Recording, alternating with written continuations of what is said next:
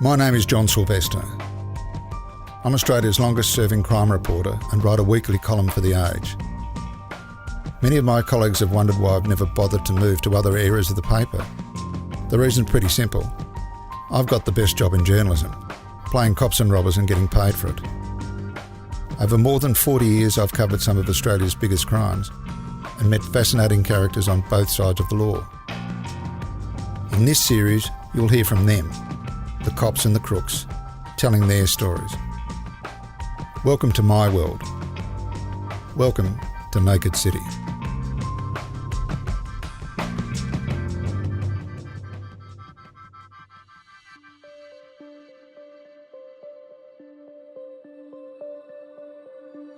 Mica Pillemer is a pleasant, somewhat intense man who lives with his loyal wife Tanya, their son Gaius, and their toy poodle Molly in a quiet street in Melbourne's northeast. Mica is an artist devoted to his craft who, for reasons best known to himself, decided to paint me for the Archibald Prize. So painting is all about light on form in space. That's the basic principle of painting what you see. We talked as he sketched. He kept looking at me from different angles as though he was sizing me up. And can I have you just lean forward ever so slightly? Would this be in your way if I tilt it down? So I need to simulate the lighting in the boxing area near the big red punching bag that you were working. That's definitely the scene that I'm going for. Sometimes I like to do a little boxing, secure in the knowledge that the heavy bag just doesn't hit back. And so we went to a gym for him to have a look around. Yeah, that's what the theme of the underlying theme of the painting is going to be. I'm going to use the metaphor of the boxing gym to try and tell a little bit of John's story. When he finally got his concept, we went to his studio. While he worked and sketched, I asked him a few questions about his life. It's beyond fascinating. She lived a block away from the World Trade Center. She could see the buildings from her window. When suddenly she hears another plane flying too low, and she actually captured the explosion of the second coming through the building. His journey to Melbourne takes 3 generations, a family that triumphs over crimes against humanity in 3 continents and includes sliding door moments of romance around the world. We begin in Lithuania in the 1940s. It is the darkest and deepest hole of the Holocaust. My grandmother was born and raised in a town called Vilnius in Lithuania. And when the Germans moved into Poland and the Soviets moved the other way, the line was where the Soviets were was just to the west of where my grandmother lived. And so she was just on the right side of the border to miss the beginning of the Holocaust. When Germany invades, there are 210,000 Jews. When they retreat 3 years later, there are 15,000. So her family lived, not well, but lived under Soviet rule. And then once the Germans started pushing into the Soviet Union, her area was overrun, and at age 16, she was put into the concentration camps. And what ended up happening was her mother and her were separated from her father when she first arrived at the camps. And within a couple of weeks, they had these lines where they had to take off all their clothes and run around in a circle. And every week, my grandmother was lucky enough to be picked. And part of it was that she was an incredibly beautiful woman. She was very, very good looking. And every day she would, prick her finger, put the blood on her cheeks, and do all these things to make her complexion look good. And when everybody was getting dysentery, she managed to avoid it the entire time. She was smart and paranoid about her health, paranoid to a T. And she was also very cautious about what she ate. So she would only eat the tiniest amount of food that she could verify was safe to eat. She eats only what she knows is safe and keeps herself well enough to work in the factory and therefore avoids the gas chamber. One of her friends becomes the factory supervisor's mistress. Just before the Germans retreat, the factory supervisor tells his girlfriend that the whole camp is to be liquidated. And then it was getting near the end of the war, and the Germans were about to liquidate the camp. And one of the concentration camp guards, who was in love with one of the prisoners and sleeping with her, told this girl, I don't want you to die. They're going to liquidate the camp. I want to get you out. And she said, I'm not going without my friends. And my grandmother was her best friend. And so if it wasn't for her sticking her neck out for my grandmother, she never would have survived. He then agrees to smuggle her and her friends, which includes Edith, out. And they survived, and everybody else was consequently killed. He gets them to turn their uniforms inside out and smuggles them out and puts them in a flat. The supervisor would turn up with the tiniest amount of food to keep them alive. Eventually he stops coming. The reason? They've fled. The starving girls eventually take to the streets, just as the area is liberated by the Allies. The girl who had gotten them out, her uncle was actually in charge of Jewish relocation in Europe. He was actually in charge of Jewish migration, and he had the ability to help them stay there, or they had a limited number of people that were being allowed to travel to Palestine. And they offered to give my grandmother a home there. They were well-to-do people, and so they gave her one of the few passes that were available for her to go to Palestine.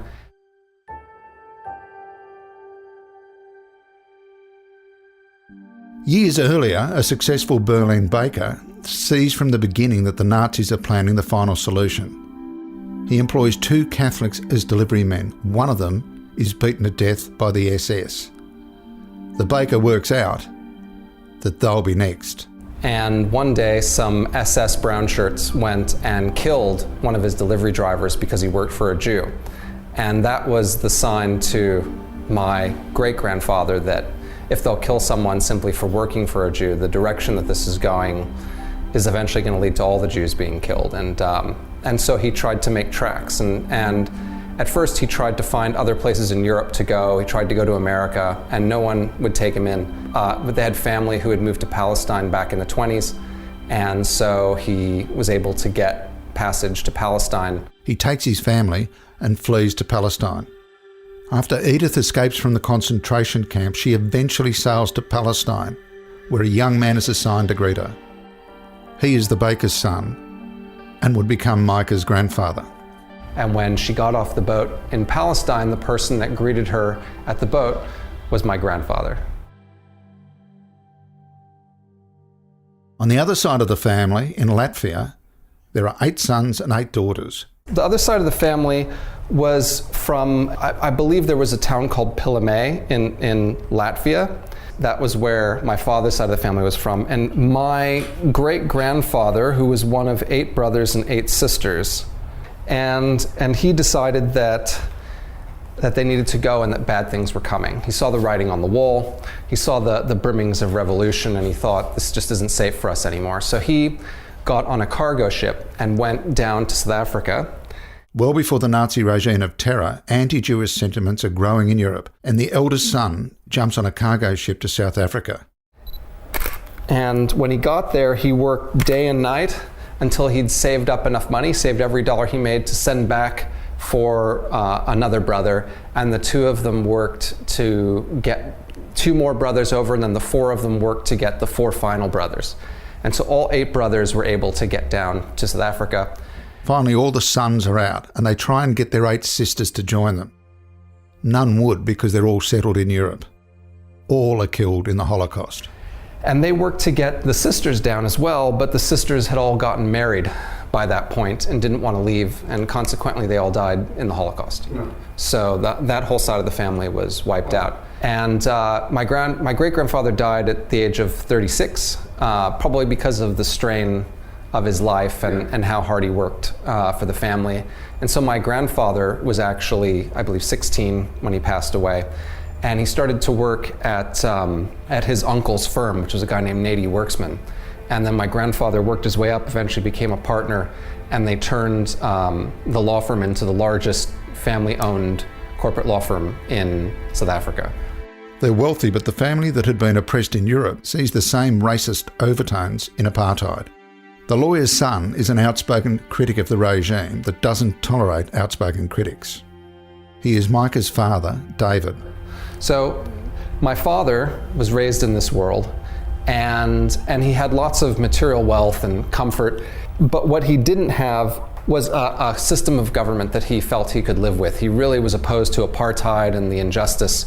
My grandfather was as well, and he used his position in the firm to try to help people quietly in the non-white community to get homes, to get their kids educated.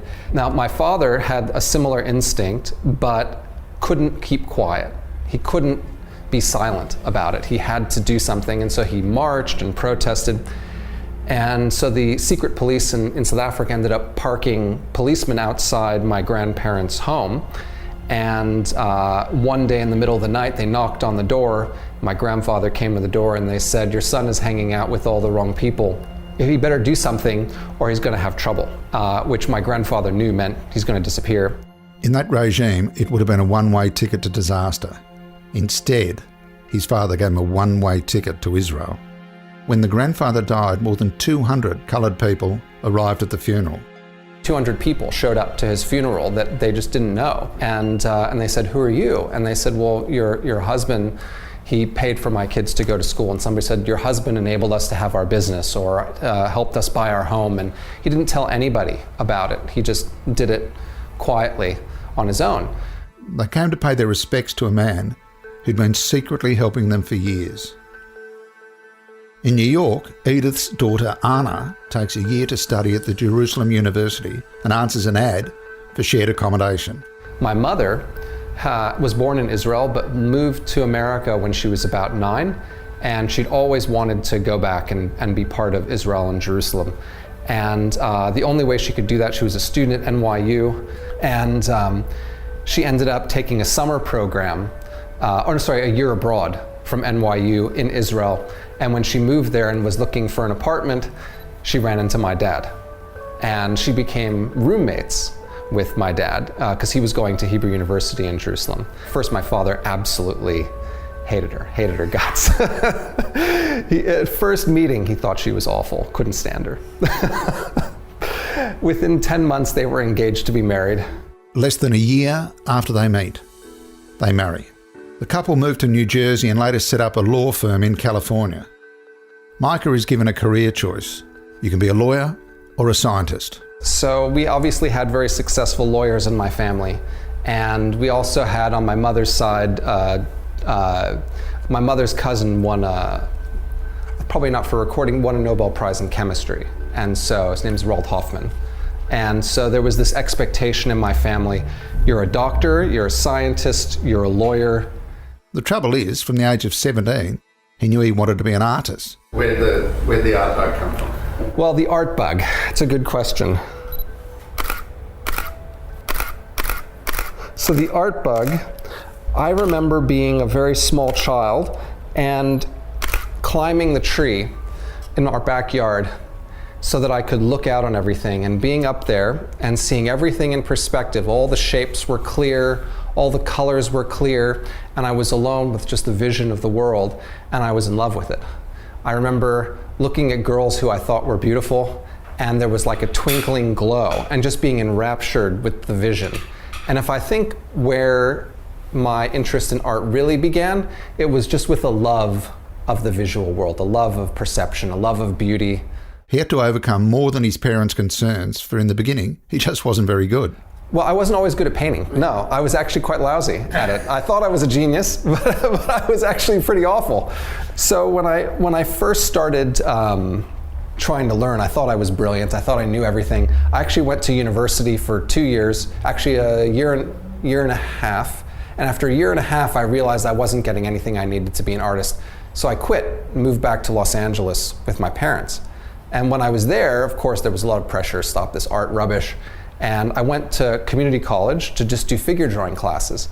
And when I was there, I ended up meeting a girl, became involved, and it ends up her mother worked at Disney. So her mother knew that I wanted to be an artist and was interested in animation. And in the meantime, I applied to a school called CalArts, which is the California Institute of the Arts. It was Disney's art school in Calabasas, in California. And I thought, I'm a shoo-in. I've got this down. So I put together all my drawings, sent it to them, and was surprised when I got a rejection letter in the mail. And they said, learn how to draw first. It was pretty intense.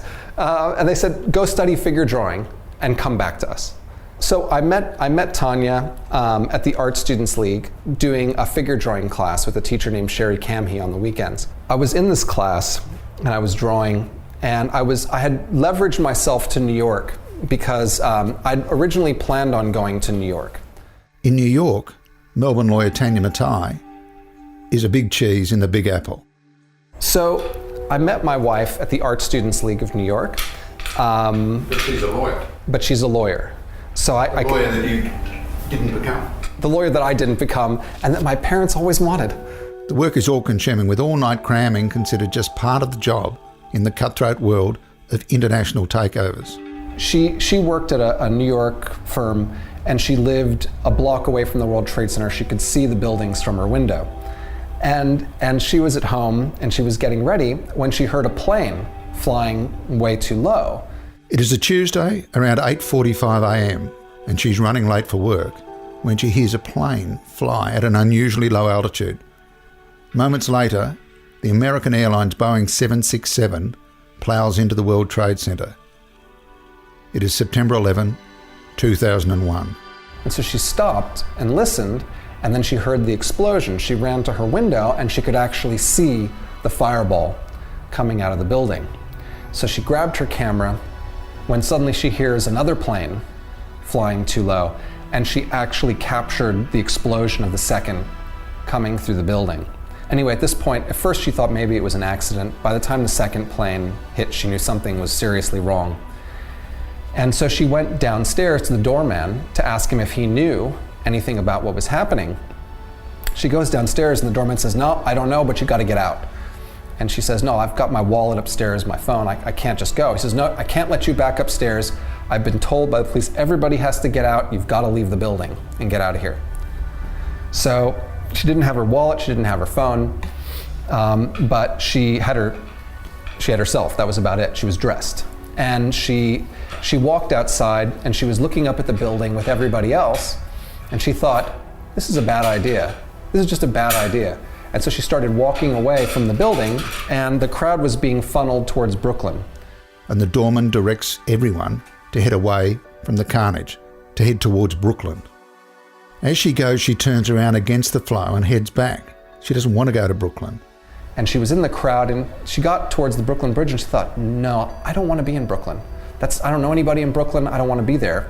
So she turned around and started walking back, and right when she got back to her building, the first tower fell. And so that video footage where you see the towers falling and the people running from the buildings, that was her. She was in that crowd running away.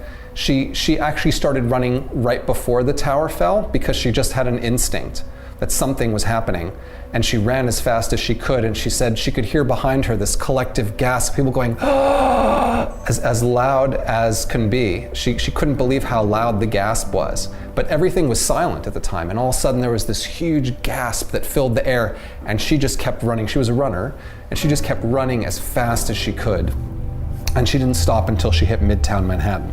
The PTSD or the impact of that experience stayed with her for years. It was a moment where, you know, had she not had more presence of mind, she could have been too close to the building. He is living in Los Angeles and is deeply affected by September 11 and considers giving up art to enlist. I was in Los Angeles. I'd had a couple of misadventures to gain artistic knowledge. I was getting a lot of pressure from my parents to just drop this art nonsense and become a lawyer like you always should have. And then September 11th happened. And when September 11th happened, it was such a intense, moving experience that I started to consider, well, if the art thing isn't working out, despite all the good fortune and knowledge that I've managed to gain and skill, maybe I go join the military and just spend some time doing something for my country. And my parents panicked. They absolutely panicked and said, no, just wait. Just wait, don't rush into anything. So art isn't such a bad idea now. Maybe art is a possibility. Then his parents think, hey, having a son who's a struggling artist is a lot better than having him as a soldier. But it also drove home to her that, again, if there's anything that you want to do in life, you have to seize it and do it, because in a moment, it can all be gone. After September 11, Tanya takes stock of her life. She decides she wants to learn to paint and enrolls in the Art Students League. That's where we met, says Mica. And so the one thing she'd always wanted to do was study painting. And so she started taking classes at the Art Students League, where she and I met. Soon they're travelling to the great art cities of Europe. In Florence, she's delighted when a care package arrives from Australia. Her father had included video CDs of Melbourne's AFL games. And she goes, "Oh, fantastic. All right, stay there." She has me sit down. She brings over the computer. She plops in the disc, and she says, "Now this is AFL football. I'm going to explain all the rules to you, and you're going to like it." And so I had to sit there while my wife went through, okay, so this is what a mark is. This is everything about football. And she would make me watch game after game after game, and she just loved it, which was hard to believe because they always lost. They lost every single time, every game they lost, and at the end of it, she was just miserable. You could see that it ruined her day, and yet she couldn't wait for the next disc to come in the mail. This is when she started to convert him. He's become a rusted-on, mad Melbourne supporter. Unfortunately, yeah, I have to admit that I've become a Melbourne tragic, and I really wish she'd never done that. And over time, I got to understand the rules, and I got to watch it, and I got to suffer through her misery. And then she took me to my first AFL game at the MCG on my first trip to Australia. And I got to watch the Demons lose in person. It was incredible. But I hadn't yet caught the bug, but I was starting to get a feel for it. I was in the MCG in the crowd, and there was a play, and there was what seemed to be a bad call by the umpire, and I suddenly hear behind me this swearing, "Fucking umpire," blind, and going on. And I look back, and there's a 70-year-old grandmother behind me, red in the face, shaking her fists. And I realized this was a totally different kind of sport. This is just totally different. And you would never get that in America. That just would not happen. Yeah, you might see the 20, 30-year-old drunk guy scream, but you would never see the otherwise reserved grandmother with the scarf, right, screaming at full-throatedness, So we would watch, when we were back in New York, because we lived in New York until 2015, we used to sign up for an online service where we could watch the Demons. And so every game that came on, whether it was at 11 in the morning or 3 o'clock in the morning, we were watching it. Sometimes we would go to a pub called the Australian in Midtown through the middle of the night when the finals were on, or big important playoff games, and we would watch it there while eating a pie and a sausage roll. In 2015, they moved to Melbourne, and Mica is now an enthusiastic Melbourneite, saying it's the best city in the world and the people are so warm and friendly. He loves the little wave motorists give, or they should, if you let them into traffic. Yeah, the wave. It's something very distinctly Australian, and I'm not sure if it's distinctly Victorian, but it's definitely distinctly Australian. At first I'd be driving down the street and people would be waving at me everywhere. And I thought, I don't know these people. Why are they waving at me? And then my wife explained, it's a courtesy when you're driving. If you're going to let somebody through or they let you through, you wave, but you don't really wave. You raise 2 fingers from your wheel, right? Because if you wave too high, that's a bit strange. So you have to just raise a couple of fingers from the wheel in signal of gratitude.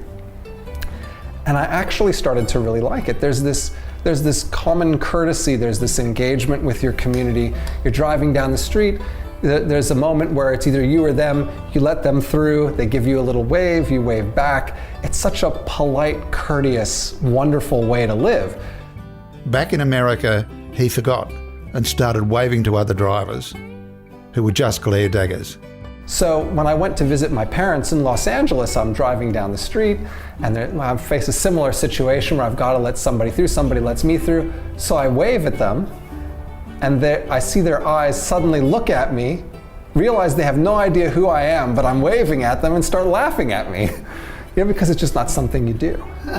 You just don't do it. In Los Angeles, you don't make eye contact across cars, right? It's actually a real thing. In Los Angeles, when you live there, you don't make eye contact across cars. You don't know who that person is, and you don't know if they've got a gun in their car, right?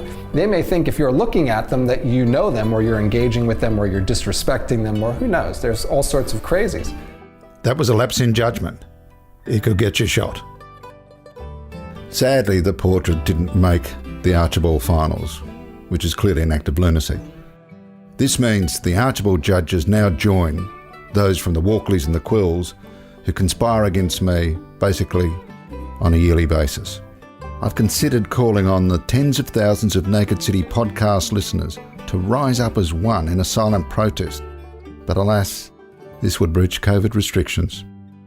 Suffice to say, the judges couldn't pick the difference between a masterpiece and a plate of macaroni.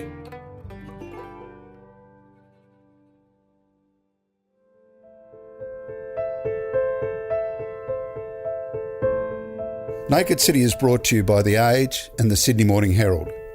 Subscriptions power our newsroom, so to support independent journalism, consider subscribing to the Sydney Morning Herald or The Age.